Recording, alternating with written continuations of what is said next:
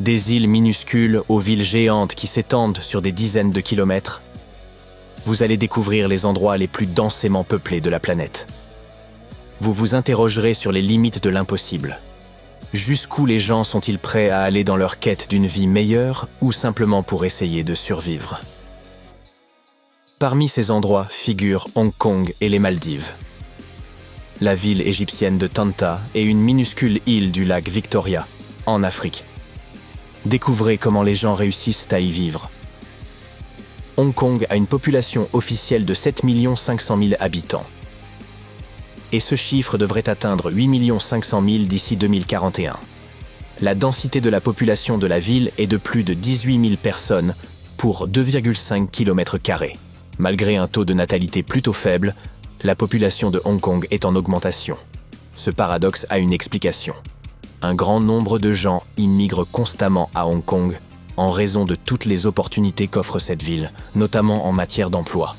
Le prix des terrains y est incroyablement élevé. C'est l'une des principales raisons de son développement à haute densité. Les personnes à faible revenu, voire à revenu moyen, ne peuvent se permettre de vivre que dans des gratte-ciel. Hong Kong en compte plus de 9 000. En outre, plus de 300 bâtiments dépassent les 150 mètres de haut. C'est plus que New York, Shanghai et Dubaï. Si Hong Kong est devenue l'une des villes les plus hautes du monde, c'est en grande partie grâce à son incroyable planification urbaine. En même temps, les logements sont incroyablement chers dans cette région. Le coût médian d'une maison est 18 fois plus élevé que le revenu annuel médian.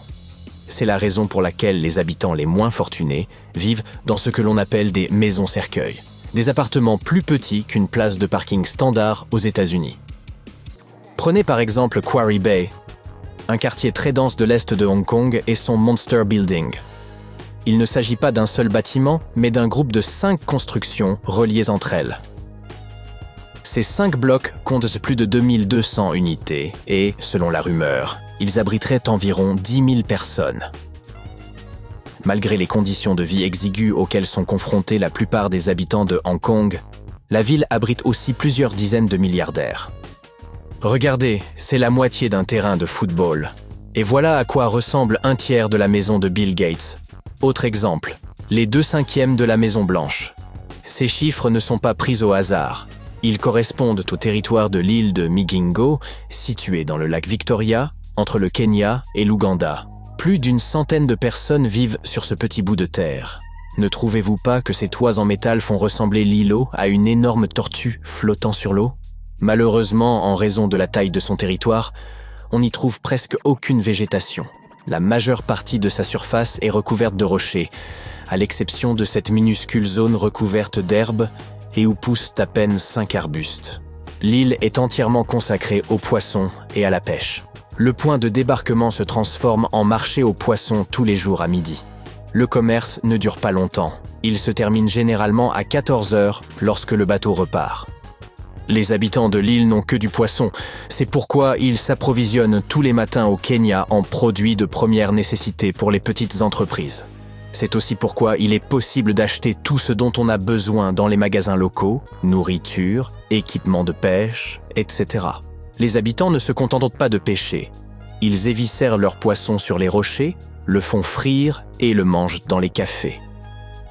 En effet, il y a environ 13 cafés et bars sur l'île. Les gens y mangent, jouent au dé et cuisinent l'ugali, un plat typique à base de farine de maïs. Mais revenons aux villes gigantesques et aux rues animées. Bienvenue à Shenzhen, la ville la plus densément peuplée de Chine. Cette métropole compte environ 17 500 000 habitants. Avec autant de résidents, la ville est confrontée à de nombreux défis, par exemple les écoles et les plages surpeuplées. En ce qui concerne ces dernières, certaines zones ont même mis en place un système de réservation pour contrôler l'affluence quotidienne. Le plus étonnant dans cette mégapole, c'est qu'elle a atteint sa taille actuelle en l'espace d'une quarantaine d'années seulement. Auparavant, il s'agissait d'un village de pêcheurs. Puis, grâce au soutien des autorités et à la proximité de Hong Kong, la ville s'est transformée en un centre financier et économique très actif. Aujourd'hui, elle a le statut de l'un des ports à conteneurs les plus actifs au monde, avec Shanghai et Singapour. Shenzhen a également connu la plus forte augmentation du nombre de millionnaires au cours des 10 dernières années, 140%. Cette augmentation est bien plus importante que dans les autres villes chinoises de premier rang, notamment Pékin et Shanghai. Île-à-Brouet est une île des Caraïbes qui fait partie d'Haïti et c'est l'une des îles les plus densément peuplées au monde. Environ 500 personnes y vivent sur une superficie d'à peine 0,04 km². Vous pourriez penser qu'il s'agit d'un simple village de pêcheurs, mais Île-à-Brouet ressemble plutôt à une usine.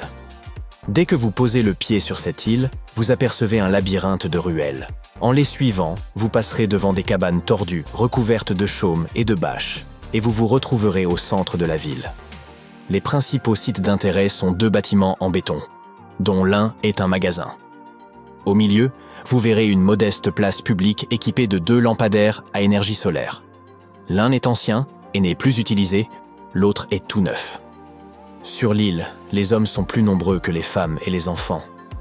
De nombreuses personnes sortent de la ville pour pêcher pendant la journée.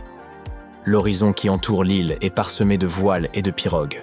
Ceux qui restent sur l'île s'occupent d'autres travaux, comme réparer les bateaux, les filets et les pièges, et préparer des tonnes de poissons qu'ils expédient en Haïti et ailleurs.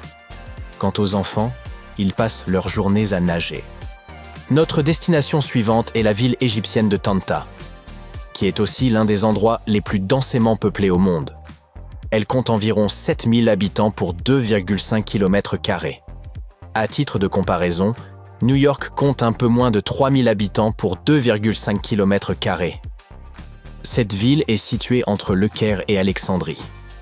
Elle possède d'immenses plantations de coton et, en 1856, elle est devenue une étape du réseau ferroviaire, principalement pour l'exportation vers l'Europe du coton cultivé dans la région.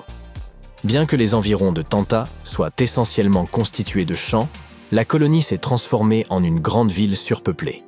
À la fin du mois d'octobre, la localité devient le centre de la célébration de la récolte du coton. 3 millions de personnes viennent de tout le delta et d'autres parties du monde arabe pour cette fête colorée qui dure 8 jours. Tanta est célèbre pour ses bonbons. Ils sont faits de gélatine, de noix de coco, de sésame, de cacahuètes et de pois chiches.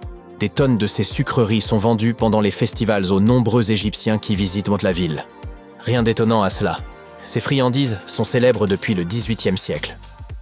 Tanta compte également de nombreuses usines de transformation du coton, ainsi que des industries textiles. C'est aussi une ville universitaire. L'université de Tanta a été créée en 1972.